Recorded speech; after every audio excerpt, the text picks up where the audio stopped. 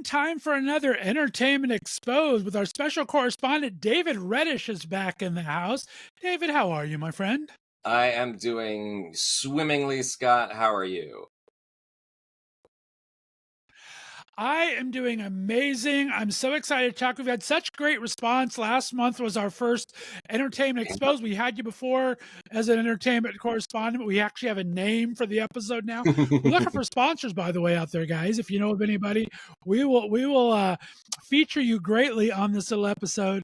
But such great response to it and so much fun. We talked about some great issues and people really like the inside baseball. So why don't we get you at least 2 times this month. It is spooky season. Let's start off with some of the hot Hollywood goss, as the cool kids say. And then maybe next episode we can go into some Halloween fun. But what do you got going on right now? What's on your radar, my friend? All right, so the last time I was here, we talked about the ongoing drama with the TV series X-Men 97 and the former showrunner, head writer, Beau DeMayo. Beau is an openly gay black man. He was fired just prior to the show's premiere, and there's been a lot of mudslinging in the months since. And I was so frustrated because right after we did our last segment, there was a whole bunch of other stuff that came out, and I'm like, I want to talk about this. This is great. So to recap, Beau was fired from the show before it premiered. He was not allowed to do any publicity for it, but he kept posting on social media about it, and Disney finally came after him and said, "You're in trouble. You're violating your termination agreement. You're not supposed to be posting sexual things." He posted a picture of himself as Cyclops in a Speedo, like he said, in honor of Gay Pride Month. Disney said that violated his termination agreement, so they were going to remove his credit from the second season of the show. Okay, so right after this happens, and right after we taped our last segment, Beau DeMayo issued a statement on his OnlyFans, of all places. He didn't do this through his lawyer. He didn't do it, on YouTube or on Instagram. For $9.95, fans of Beau DeMayo could watch his statement on OnlyFans, where he said, quote, "He's not everyone's cup of tea." And he also alleged that there is a vast conspiracy among the writers, producers, and executives at Marvel to discredit him because he is a black gay man. Big, big allegation to make. I want to quote him directly here. He said, quote, "The allegations of egregious misconduct are false. They are offensive. But more concerning is that they are a smear campaign designed to discredit my credibility in order to cover up egregious, prejudicial misconduct, stretching from select crew members on X-Men 97 all the way to the top of Marvel Studios." End quote. Now, Disney has never come out and said why Beau was fired. We talked about last time how there are a lot of rumors that maybe he was sexually harassing someone on the crew or sending naked pictures to someone on the crew.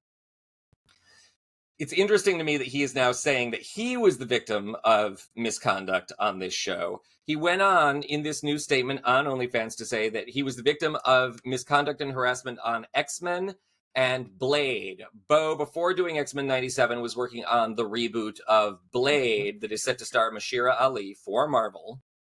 He contributed scripts to that.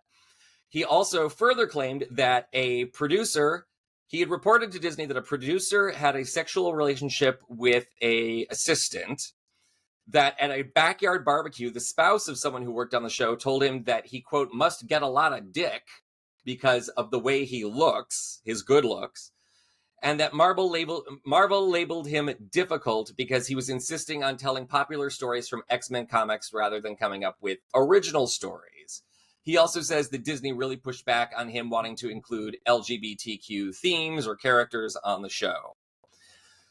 Here's what's interesting. Here's where things get to be kind of a twist. These are some very, very big charges to make. Some very egregious charges to make. It's interesting because the show does have one queer non-binary character, Morph, voiced by JP Karliak, who I've known for years and years. JP's someone I've known socially.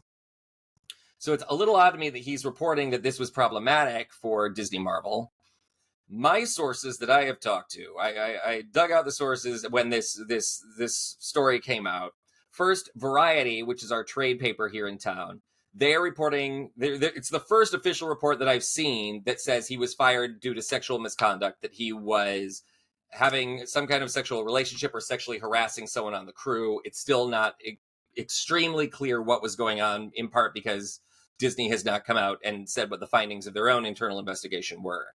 My source is close to Beau, because I do know a lot of people who are close friends with him or who associate with him, have confirmed that he was sending naked pictures to someone on the crew and that he was creating a sexually tense relationship on the show. He also was known for being, I think, very difficult to work with, having kind of a nasty attitude. Following the release of this video, Marvel has announced, they've gone even further. They've said not only is his credit going to be totally stripped from the show, from the second season of the show, which Beau still worked on. Prior to his being fired, they had already written all 10 scripts for the 10 episodes of season 2. Those episodes were going into production. They were partially recorded and partially animated.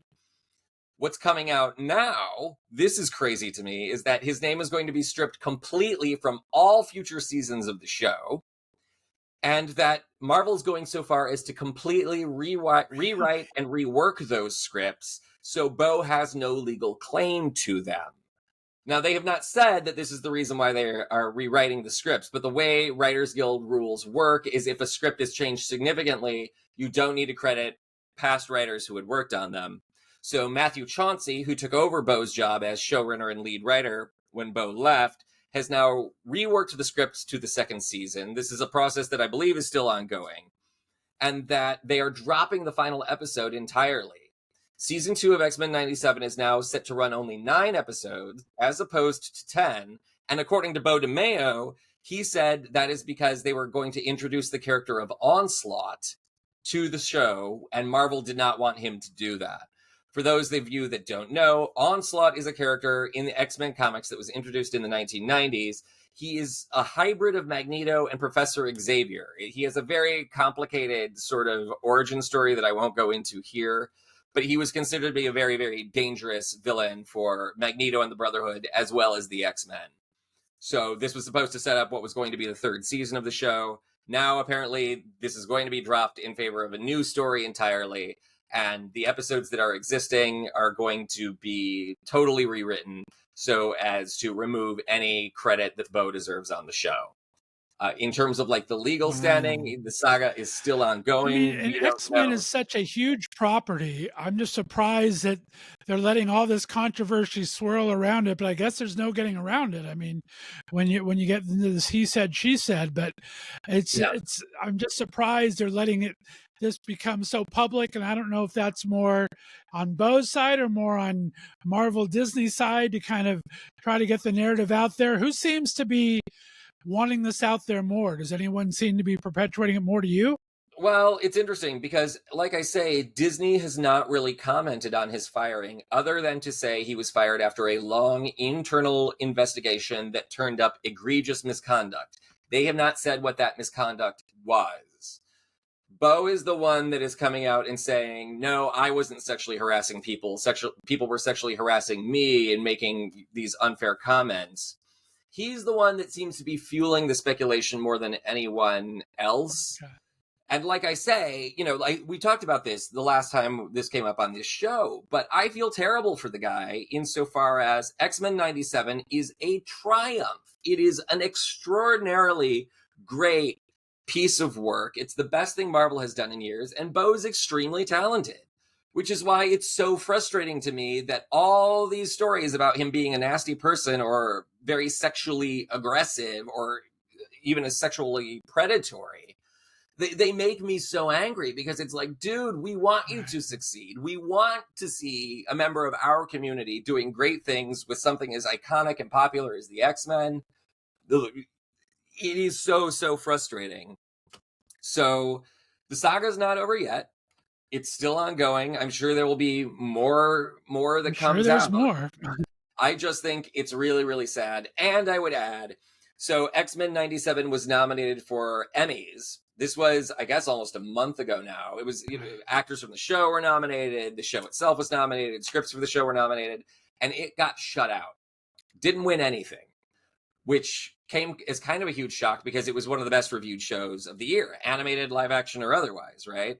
And a big part of me thinks that may have something to do with all this nastiness between Disney and Marvel and Beau DeMayo, the sort of mudslinging, the he said, she said, like you say. I don't know how much that would have had an effect, but in the past, when there have been big disputes over movies or TV shows just prior to an awards show, the project usually gets shut out because people aren't quite sure what to think, or they don't want to reward somebody who is predatory. They don't want to reward a company that is taking advantage of a creative mind that was mistreated. So I think the solution in Hollywood for most awards voters is just, I'm going to keep my hands off of this, which means the show is going to lose because I can't support it one way or the other. Right. That's a pretty good take on it. And I remember when we were talking about it the first time that we did talk about somehow that magically there was naked pictures of him popped up when he was saying he wasn't doing this, and it's just there was enough extracurricular evidence, so to speak, around it that it seemed a little fishy. And I know that you were asking back in the day if anybody knew anything to get in touch, and it sounds like you have a lot of people on the inside there. So I think you put together the pieces quite well, my friend. My ear is absolutely to the floor. And Beau, if you're hearing this, I would love to sit down with you on this show sometime. We would love to interview you and hear you tell your part of the story and address some of the allegations that people who have worked with you or that know you have leveled toward you.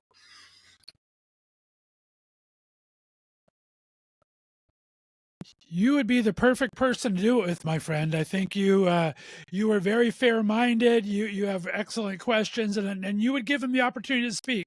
And not many people are good at both doing the interview part and the investigative journalism part. So I think that'd be an amazing time. So Beau, come on over here. We will get you and David on camera. It'll be a fantastic event. That would be great.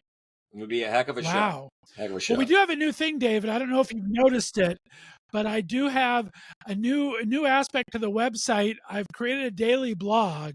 Ooh. It's called 365 Days of Gay Shit. And so now we can do updates. So if we get things like this that happen in the future, if we talk about something that's breaking, we can throw it on a blog post maybe a couple days later and update people on, because we talk gay as shit here on occasion. So what the heck? It's a beautiful thing. It's definitely a beautiful thing. And speaking of gay shit, so this is the other thing I want to highlight on today's episode. Last week, I saw a film called Better Man, and this is the biopic of singer Robbie Williams. Robbie's not as big in the US as he is in the UK, but he has a huge gay following here. So I thought this might be good to talk about on the show. Just to remind everybody, Robbie Williams is the British crooner that started with a boy band called Take That in the 1990s. Take That didn't really succeed here in the US. We were all kind of listening to Nirvana and grunge at the time, but they were huge in Britain. Robbie eventually went solo and has maintained a huge gay following on both sides of the Atlantic ever since. The movie itself is kind of a standard musical biopic. So I'll talk a little bit more about that in a second. It has a lot of the usual tropes or things that you are used to seeing in musical biopics, but it has one really big, unique quality to it, in that Robbie as a character in this movie is played by a monkey. Once again, he is played by an ape, a CGI ape, sort of what you would see in the Planet of the Apes movies. And this has to do with a conversation that Robbie had with the director, Michael Gracie. Robbie said, well, I'm really just a dancing monkey. And Michael Gracie said, well, let's have a monkey play you in the movie. So Robbie does his own voice. He does the voiceover for the monkey, but otherwise the monkey replaces Robbie through the entire film, from the time he's a very young lad to the time he's a superstar. It is a wild, wild conceit. Sometimes it works better than others, and I'll talk about why here in a second. Crazy. But it's pretty wild. The best element of the film, hands down, is the production numbers. The production numbers from the movie are the best thing about it. Michael Gracie also directed a film called The Greatest Showman with Hugh Jackman and Zendaya and Zac Efron, which I'm sure a lot of our listeners will know. The man knows how to stage a production number, a big, kinetic action sequence. It's absolutely wonderful to watch. One of the big head scratchers, though, is that the movie, I don't think they use a single song by Take That in the movie at all. And his time, Robbie's time with Take That occupies a significant chunk of the running time. So it's kind of a head scratcher. The best musical number in the movie is his song Rock DJ, and it's performed by the members of Take That, but that was a solo song by Robbie that came out 20 years later. So it's a little bit of an odd choice. It's great to watch, don't get me wrong, but it's a weird choice. I think that may have something to do with some legal issues surrounding the Take That music. Maybe they couldn't afford the rights to those songs. It's a plot point in the movie that Robbie and the lead singer-songwriter of Take That, Gary Barlow, have had kind of a strained relationship over the years. So I don't know. Maybe they're fighting again. That may have something to do with it. But it was a very interesting choice to me that they sort of eschew all the Take That songs in favor of Robbie's solo songs. It also, the movie itself, has your sort of typical biographical elements. We see Robbie as a very young lad. He adores his father, who abandons the family, and what ensues from there is this drive to be super, super famous. And there's a lot of drugging and boozing and daddy issues and granny issues and mommy issues and relationship issues and imposter complex issues. Same thing we've seen in all kinds of other biopics. Rocket Man comes to mind, which Better Man seems to really want to be something similar to Rocket Man in the way it stages its musical numbers. It uses, Rocket Man used Elton John songs like an old school Hollywood musical that just happened to be about Elton John. Better Man uses a lot of Robbie Williams music in a sort of standard musical format in a story that just happens to be about Robbie Williams. It's an interesting choice. In terms of effects, the ape looks great. Like, he's very photorealistic. The animation is great, as good as anything we've seen in the Planet of the Apes movies. But because it is a joke, it makes it very hard to take the movie seriously in certain places. So one of the big subplots of the film is Robbie's relationship with Nicole Appleton. She was the lead singer of the band All Saints, the girl group in the 90s. There is more All Saints music in this movie than there is Take That music. Again, kind of a head scratcher. It was a very sad element of Nicole and Robbie's relationship that Nicole had to have an abortion when they were together. This is a very serious, very pivotal part of the film, but because he's a monkey, the scenes where they're fighting about this kind of thing, or where they're supposed to be deeply in love and having a romance, it's kind of hard to take it seriously because we're looking at a monkey. We're not looking at a human being. And furthermore, there are plenty of motion capture or CG characters in the movies that we do take seriously. Gollum in Lord of the Rings, Yoda in the Star Wars prequels, any of the apes, Caesar in the Planet of the Apes series, where we're able to take them seriously. But the key to those characters, I think, is that they are designed in such a way that they fit with the rest of the world. The movies are also designed to make those characters work. And Better Man is not really designed that way because it is the only really fantastical element of the movie. It's just, you're looking at him as an ape. So sometimes it's silly and that fits with the story. And sometimes it's silly and it doesn't fit with the story and it's kind of distracting. I think Rochelle Bano, who plays Nicole Appleton, gives the standout performance in the movie. But there are a lot of head scratchers to the plotting overall, like I say, that sort of distract from even those great elements. The lack of Take That music. There is no reference in the movie. This was maybe the thing that completely blew my mind. Robbie Williams' first #1 hit in the UK, and in fact his only big hit on the US charts, charted at number 72 on the Billboard Hot 100 in 1998, is a song called Millennium. You probably remember this, Scott. A lot of our listeners will remember it. It was on the air for like the next year because everyone had Millennium Fever in 1998 and 1999. That to date is his only pop hit in the US. He's had one or two other dance hits, but that's all. There is no reference to Millennium anywhere in this movie. They don't perform the song. They don't refer to the song. And given its pivotal role in Robbie's career, that sort of baffles me. It's like, well, why are we not talking about. Is it because it was considered a novelty song of its time? I mean, it's still a groovy little pop song. It's just, you know, we're not concerned with the millennium the way we were in the late 90s anymore. So that's a big head scratcher. The other big head scratcher here, and this is where this relates very directly to the show, Robbie Williams has always had a huge gay following all over the world. That's probably his biggest following here in the United States. And there is almost no mention of this whatsoever, or the long conversation around Robbie's sexuality. Robbie was sort of the original gay baiter. He would always pose for a lot of naked homoerotic pictures in his album artwork or in like a magazine spread. He always played very coy about his sexuality. One of his albums, and I don't remember exactly which one it is right now, even has sort of little spoken interludes where they're like, "Hey, Robbie, if you don't sing this song, I'll tell everyone you're gay." And then he starts singing the song. That's the most overt, you know, that's even more overt than the queer or gay artists that I know who have put out albums. This is something Robbie Williams always integrated in his career. He sometimes said he was kind of bisexual, but he didn't have sex with men, which then raises the question to me, well, how are you bisexual if you don't want to have sex with men? That's kind of what being bisexual is. The idea that the movie does not discuss this at all. It does not discuss the sort of modern moral quandary of gay baiting artists. You know, there's so much debate about people like Nick Jonas or Harry Styles or, gosh, who else? Shawn Mendes. A lot of these young, very handsome male singers, they seem to be playing it like they're in a bad gay porn, or they're like an underwear shoot for a gay magazine. They seem to really be flirting with the idea of, well, maybe I'm gay and you just don't know it, everybody. and that's very controversial because we know Harry, Shawn, and Nick are all straight. They're all cute. Their music's fine.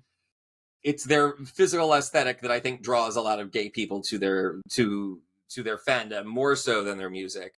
That's certainly true of Robbie Williams, which is, again, another problem with him being played by a monkey. We don't really see how handsome he was. We don't see how much of an exhibitionist he was or what his body looked like. We just see a monkey in overalls. You know, it's a very, very strange thing. And I think omitting the conversation around his sexuality really omits one of the most fascinating dimensions and the most controversial dimensions of his career and his sort of persona as an artist. It's a very, very strange thing for me. I can only speculate as to why the movie does that. My theory is there are a lot of Chinese producers, and the movie was co-produced by a Chinese production company. And as we know in China, they like to omit lots of references to particularly gay men in American movies that play over there. There have been many movies that were banned. A movie like Bohemian Rhapsody cut out any reference to Freddie Mercury's bisexuality or his male lover. It's a very strange cultural dynamic that is the sort of meeting of Eastern and Western culture when it comes to sexuality. And I think that affects the overall quality of this movie. The movie also doesn't really track the evolution of his music. It just kind of is, Robbie's big, Robbie's bigger, Robbie's super famous, Robbie's using a lot more drugs, Robbie's even more super famous. And we never really get a sense of what was it that set him apart from other artists, which again speaks to the omission of his physicality, because he's played by a monkey, and his gay baiting, which was very key to his appeals, particularly in the early 2000s. And because it doesn't focus on what made his music so influential, we're not quite sure why we're supposed to care. It's like you look at what I think is the best biopic, a movie called Amadeus, which is a biopic of Mozart. And one of the things that the movie does in a very subtle way is it makes it clear what made Mozart's work so important and so innovative and so powerful and why it endures hundreds of years later. The movie here does not really go out of its way to explain what makes Robbie's music so important. And maybe that's because Robbie's a pop star and pop is not known for being generally very innovative.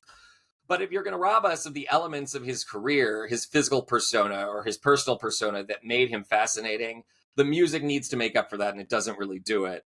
The movie doesn't mention that he was eventually married to a woman, Adya Field, and they have 4 kids together. They're still married today. It's sort of a mixed review for me. The production numbers and the music is a lot of are a lot of fun to watch. At times, the movie is really innovative and really funny.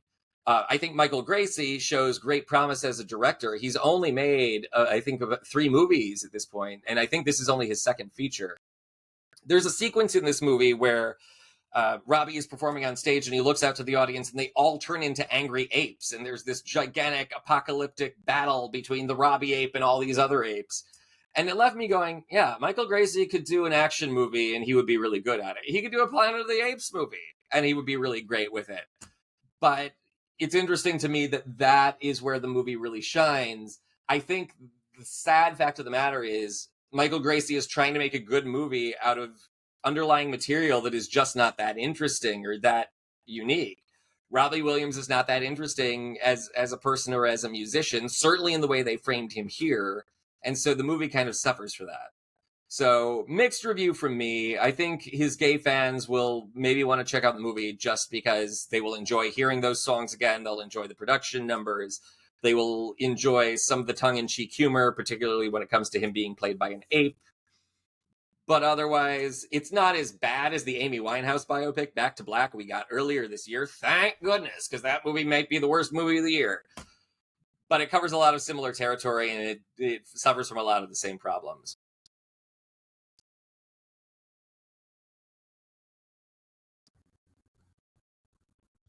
I remember, I'm trying to remember. I mean, he was kind of on my periphery. I think there was the combination.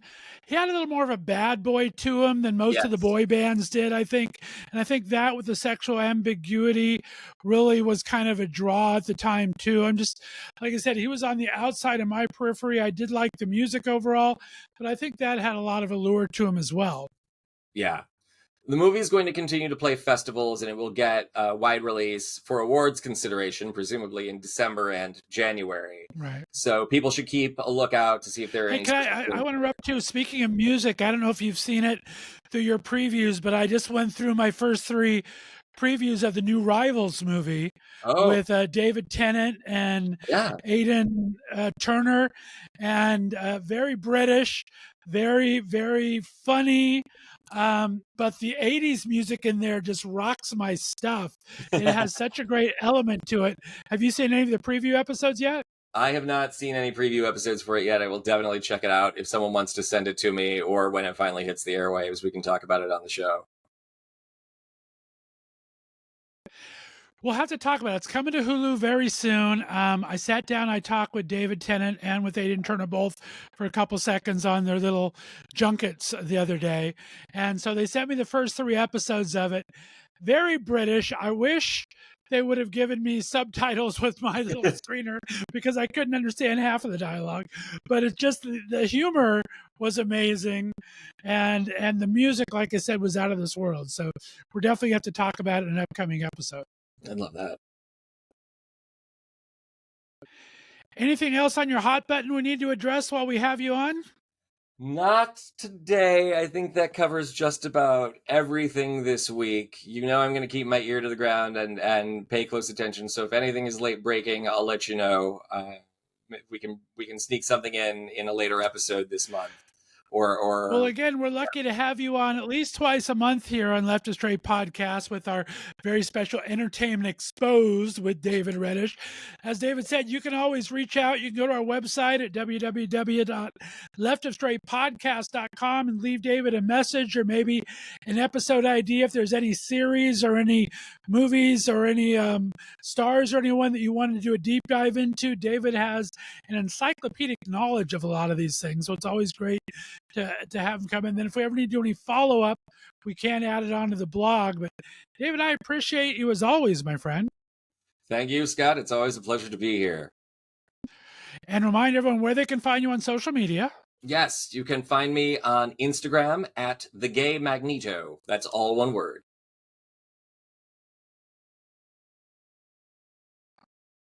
Very, very well. All right, guys. Well, we'll be back.